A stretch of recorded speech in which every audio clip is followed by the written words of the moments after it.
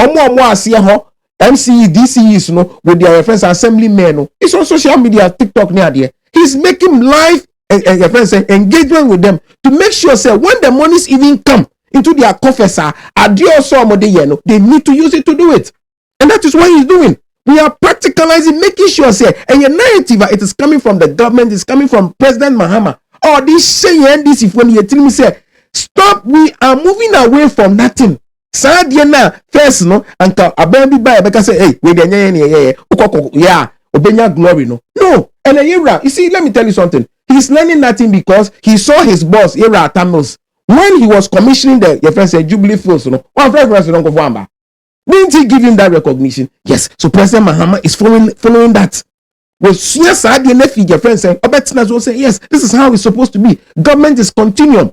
Into your follow, into your follow. Some of them, no, you see, Ghana, one thing we need to know, and they say, we are not a country where whatever we need to solve our problems, no, it is at our beck and call. We need to make sure Sika Yenyano as a mine. That is why he's made sure say even the city. And people say city, no, if I say that stabilizing is artificial. But the issue is, say me an importer. Now, Asa, look. I have a friend who imports. As at 2024, no, they can accord the CD equivalent terms, no, almost about the capital or the share jumenimono. Waboka Emma, he owns almost about 50% more. That means that he's running at a loss. So. But when the change of government came and the CD, your friend said, dropped, no, he pay his debt in the your friend said dollar equivalent, no, he's made profit. But a holiday would require once a year and send people dollar above form. Yes. Light bill cost. Yes. Dollar above form. Yes. A dika cost. Yes. Dollar above form. Yes. Water bill cost. Yes. And you know, what catch you be said dollar above form. Let's say would try light bill. It be a first 2 years ago, go try light bill 200 CD.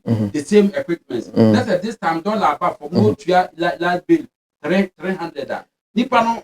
What you are trying to suggest to me say dollar no cost or light bill no to an above from. No.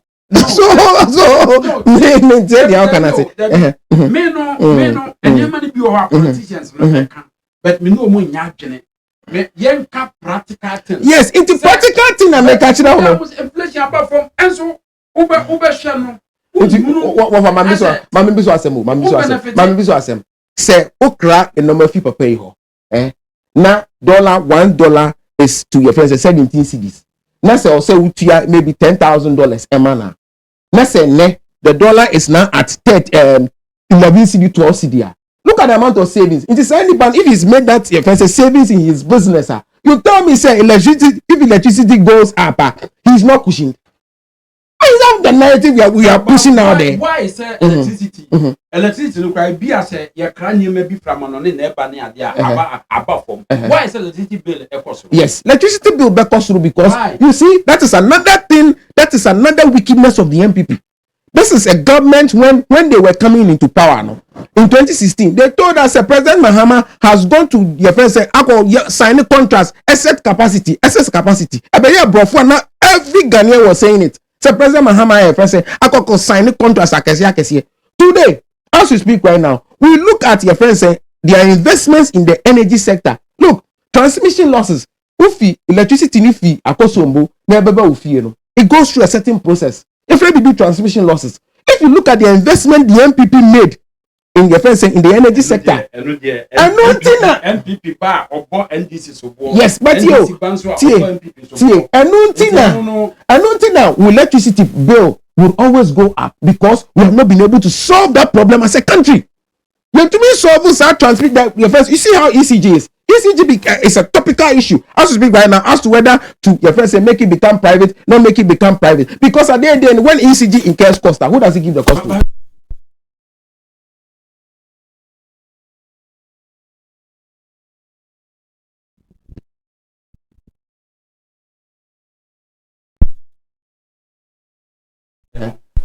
Dollar conform and I say $100. Yes. I'm a dollar I conform. Oh yes, no. say dollar no echo from and confirm for some time arresting was to break it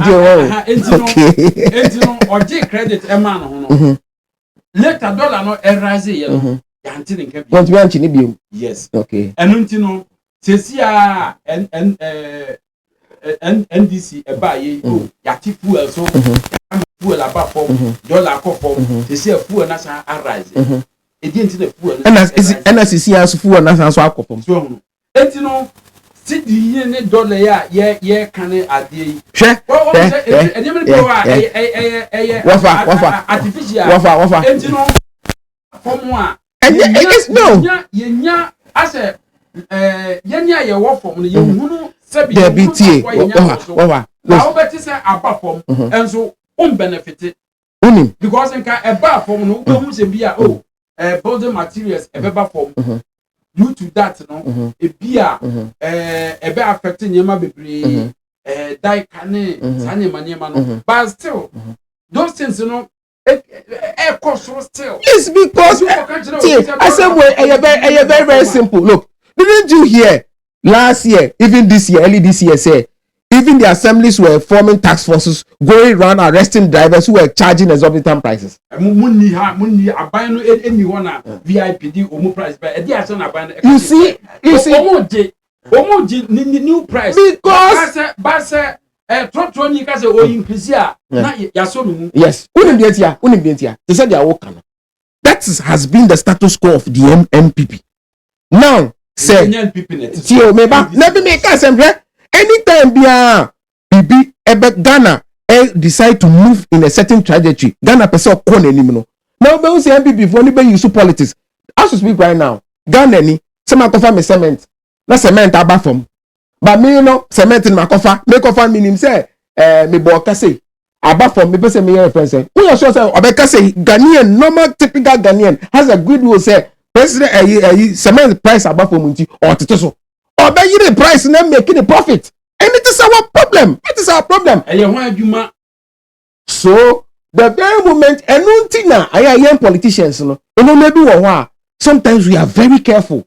We have the goodwill, and that is NDC. We have the goodwill to do certain things, but we have the political element, the MPP for they will make sure say anything you want to do to make the country move forward, no, they will use politics to bring us back. Okay, but that's it. And that has been the status. That has been your friend saying, look, Kwame Nkrumah time, then no money.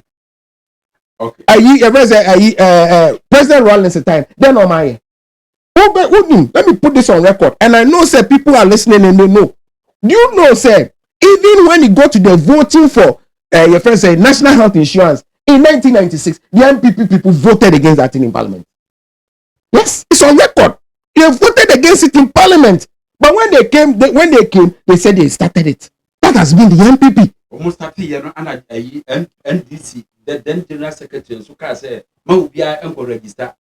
Your friend say health insurance. Look at Ghana Karasemo. Where Ghana? Yes, make a health insurance. I'm talking about health insurance. Such a monumental idea. Yadeba.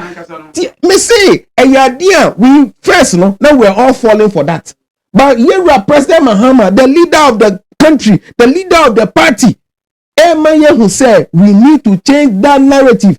Say as a political party, if we will continue to be in power, the only way to do it is to make sure say when who say politician edisika akoshe project we mu or say nipa no odinisi to and the taxpayer no also nya ho faswo, and that is where the NDC is leading the country into.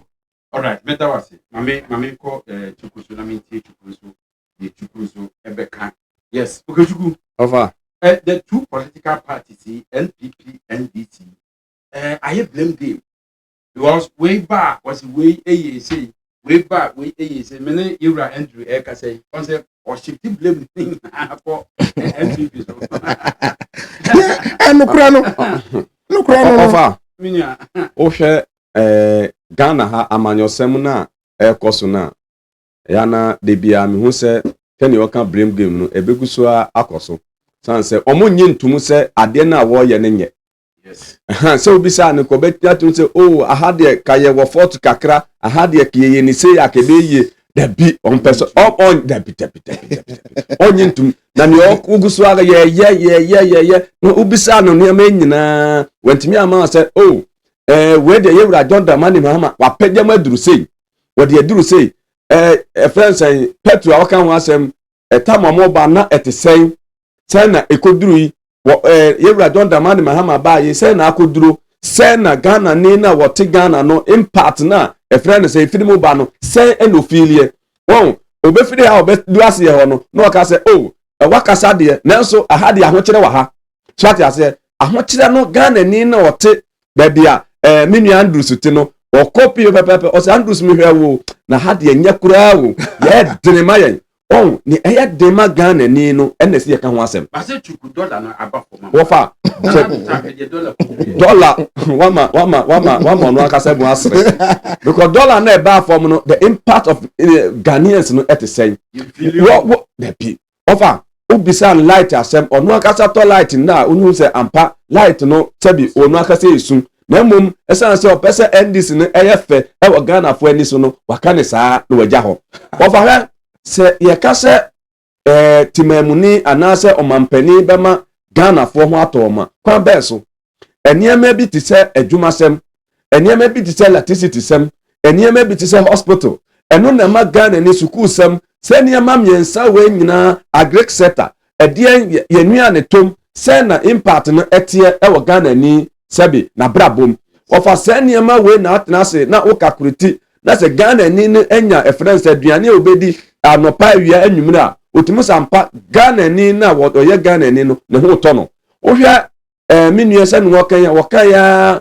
Ghana ni no sabi ye dru trofo ene ofa obefa no de waduru baabi otimi ka se Accra straight reference 10 cedi ofa price ni wo ho na ese timi se ampa price from Abia aha eto ha no Abia ye 5 cedi no enipa no aye ne double Ghana ni na yes Ghana ni na wote Ghana no afi bed no aye kese wasusu se so okoseka Abia the 10 cedi na ekwa aba ebewie na 20 Ghana ofa se nipa no sebi obedi yaw mampani a wote so se ye de ama no wono na se otimi hwe se ampa ebu a ye gie no se sa abo no se ye hye enipa no ye friends ye gie ohwe friend say Ghana ni no to electricity bill no say no otua no na ano ene say no otua kura na onya light no e de ye adwuma na ofa Ghana ni no eno ohwe ofa se Ghana ni eho beto no a wakọ hospital ya hwe no ama ne ho ato no abafie ne nkwa ekuta no eno na Ghana ni ehwe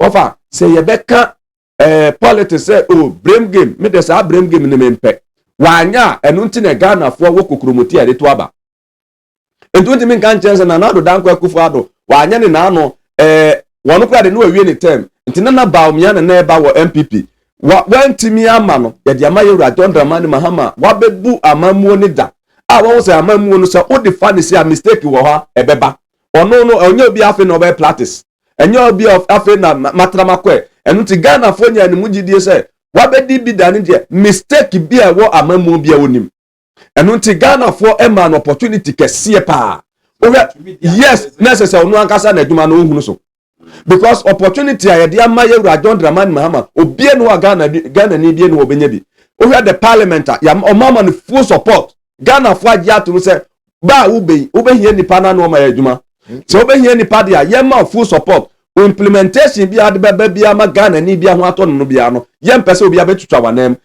yempese obi abeka se we de ena minority yese ena minor tabi yemfa ni nyina emfa ma yewura John Dramani Mahama ni second coming no na wo mabo adwuma wo fa se adwuma no wantimi anye paade a me NDC fo se wo muka se wo kopre obi e de na beye friends fragbetter e so mu jai na the third force wo se ho anu beba no mra because se opportunity a yede ma yewura John Dramani Mahama no na se mistake otimi sa ye mistakes dia ene na friends me hunu ni enti a wo kosa baae chance wo hwe niema mekike nyina kire se ne die edanso because parliament or the baby akwa within the short time no on me pass am ne odi be ye adwuma o ne nurses o mutifie ofa se nurses o ma wie suku o mutifie na wo munya adwuma anye no ofa eduru ba bia e beka se na no no ade ni amfa wom na no obi fa wom ti wa amfa wom a eno nti ene eto aba eno nti ene yensesan eno nti ena ye ma wakonya se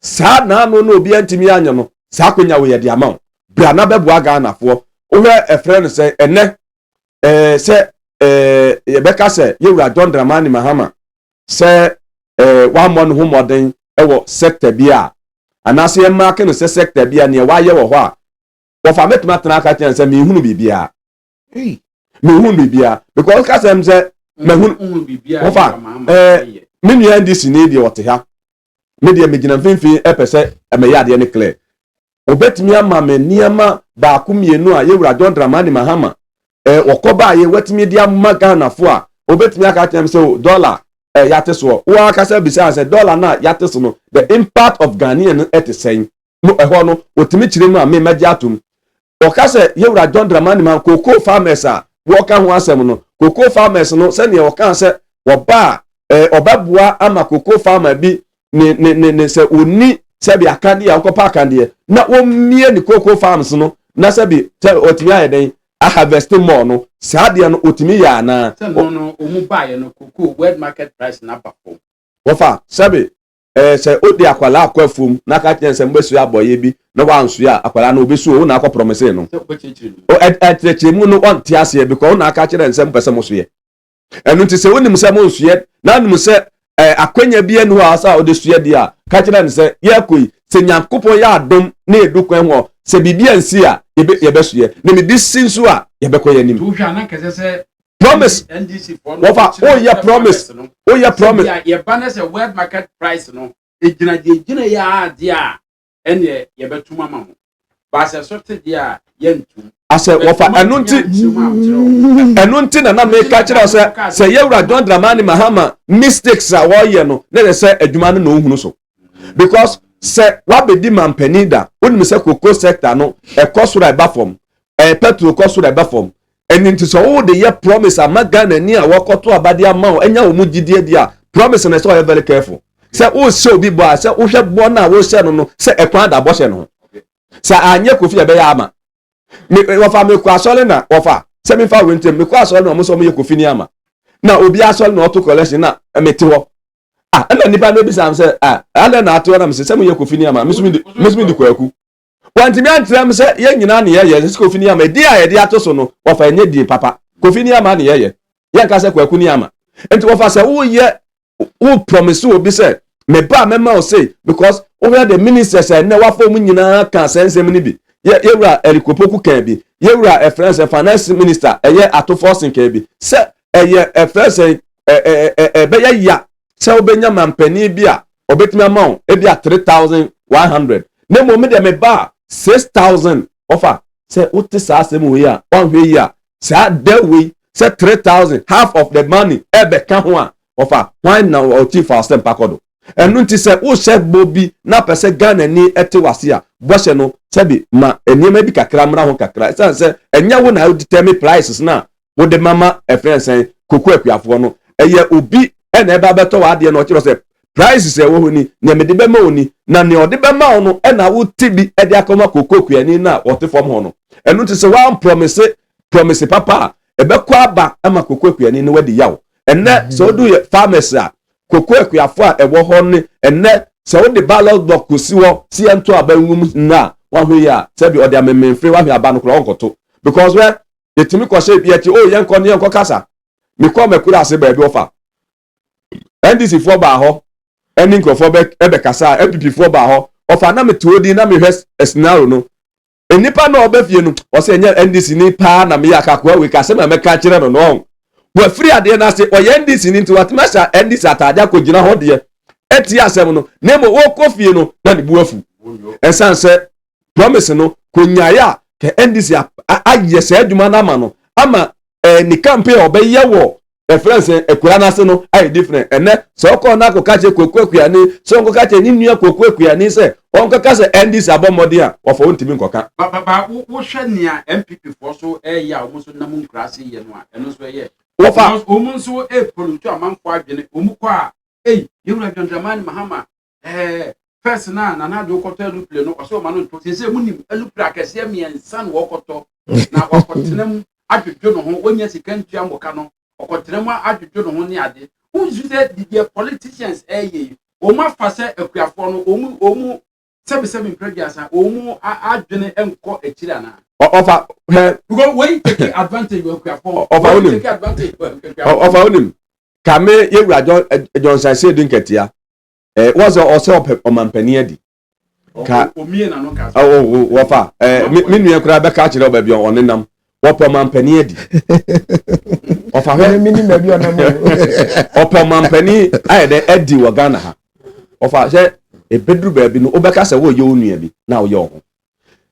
Na nado dan kwakufu ado omodi drones keke kura baaye no obi timi nya comment say drones no ye de kohwe ma ho e wo se bi omfie ema obi ekohwie na aduane go se akufu ado ebe jonso go na aduane m ema se bi omo ya advert akese a otumi se na nado dan kwakufu ado odwalo opre nim no obekọ ensuo na enyunu no ebegu obi aduane m na wo ye village so se ye no aduane wa bonten ye no aduane wa bonten enti saade we obi dwane dim na aduane atue na aduane dimrika kwakohwie bachugu that time no na NDC 4 ka na MPP 4 ka say enye salet but this time no MPP 4 so the same message you know sign the call that be message munim say obi ka to mo so a enye no why say mo so mo ko ka the same thing obi wo fa we koku ase a MPP 4 ekoyi eye promise aye ura John Dramani Mahama e de ma koku akuafo no eno mo kwa koka tia koku akuafo no say won gina mo hu misa NDC 4 no say 3000 e wo he because oko 3000 na masa 3000 so about 25000 enu no wo mu omushem kina se ni se ho yewura otuku no ka sumana yewura John Dramani Mahama wan sumano ne won kwaya ofa so kwa akura na se no na sebi ento asunu se ko ka che koku akuane ni se ono de ohia won emo ne anwa na se wo fa sa na ye ka no dabi ukoye no nu wa kire mu ye kasa ne nyina waka ne nyina ewie no kanfa we nta ato twate ase se o mu de ne mu hia ye emo ne anwa NDC ni bi ti wo pa ne buafu pa because se mo na anwa na oka no se bi opa brababo se bi o NDC ne de oto aba ma yewura John Dramani Mahama ama yewura